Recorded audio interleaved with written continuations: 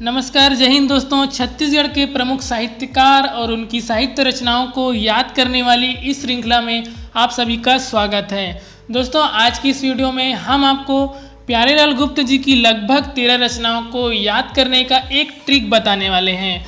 हम आपको एक छोटा सा ट्रिक बताएंगे, छोटा सा ट्रिक और छोटा सा कहानी बताएंगे। आपको बस ये छोटा सा कहानी आपको याद रखना है। तो कहानी की शुरुआत होती है प्यारेलाल गुप्त जी की नाम से। तो उनका नाम है प्यारेलाल गुप्त, जिसमें प्यार ही छुपा है। दोस्तों, मैं यहाँ पर कुछ ऐसे शब्दों का प्रयोग करूँगा जिससे आपको थोड़ा अलग लग सकता है, जैसे कि प्यार हो गया, फसाना हो गया। तो इसको अन्यथा ना लीजिएगा, क्योंकि ये वीडियो सिर्फ एजुकेशन पर्पस के लिए बनाया गया है। तो शुरू करते हैं। नाम है इनका प्यारेलाल गुप्त, जिसमें प्यारेलाल गुप्त में प्यार छुपा है और इसको अंग्रेजी में कहते हैं लव। तो आपको याद रखना है लव।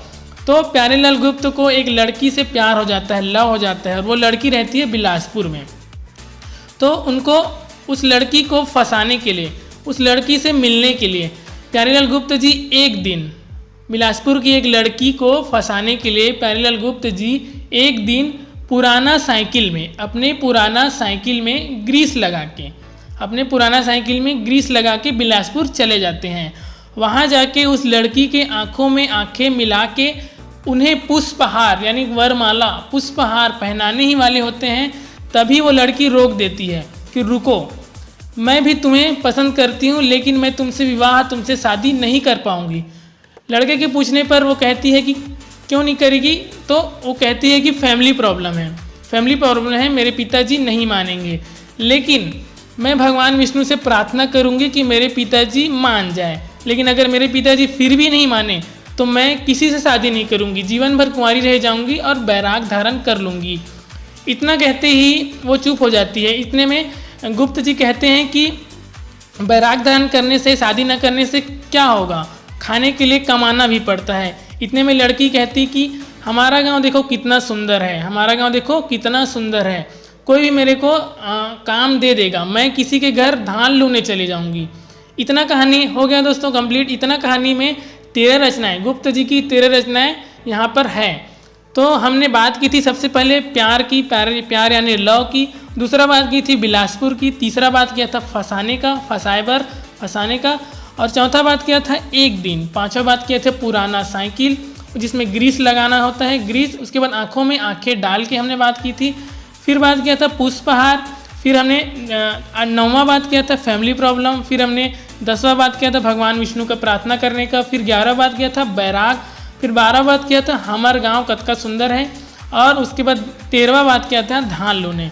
इन्हीं में उनकी 13 रचनाएं हैं।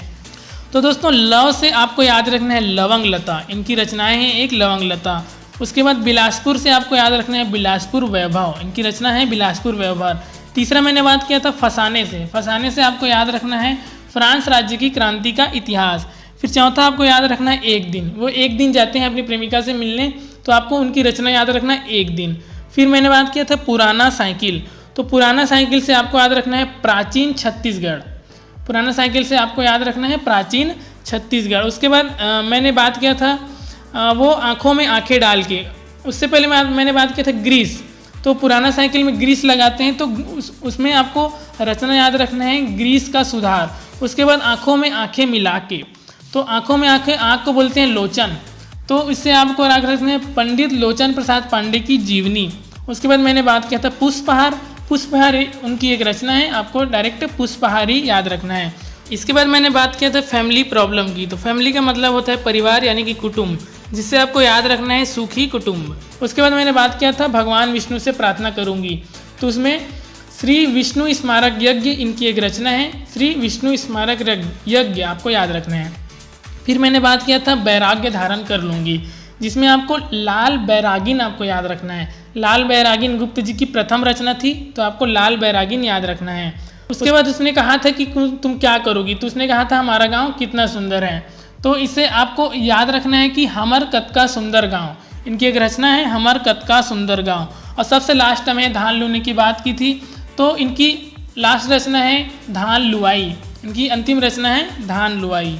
तो दोस्तों, ये हो गई प्यारेलाल गुप्त जी की 13 रचनाएं आपको याद। अगर आप चाहते हैं कि छत्तीसगढ़ के और भी साहित्यकार की रचनाओं को आप इसी ट्रिक या फिर कहानी के माध्यम से याद रखें, तो आप हमारे चैनल को सब्सक्राइब कर सकते हैं। मैं इसके लिए प्ले लिस्ट बना दूंगा, जिसमें छत्तीसगढ़ के सभी साहित्यकारों की रचनाओं को हम इसी ट्रिक के माध्यम से याद करने का प्रयास करेंगे।